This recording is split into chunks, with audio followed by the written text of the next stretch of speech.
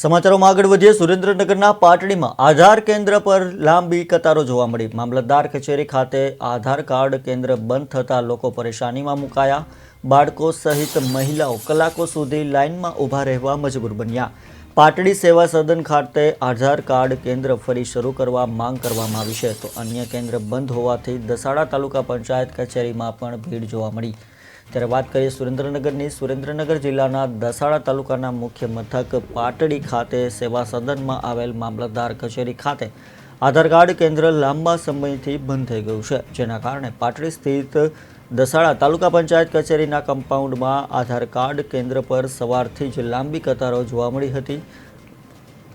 હાલ કેવાયસીની પ્રક્રિયા ચાલુ હોવાથી આધાર કાર્ડમાં મોબાઈલ નંબર અપડેટની કામગીરી ફરજિયાત થઈ છે, ત્યારે મહિલાઓ તથા બાળકો કલાકો સુધી લાઇનમાં ઊભા રહેવા મજબૂર બન્યા છે.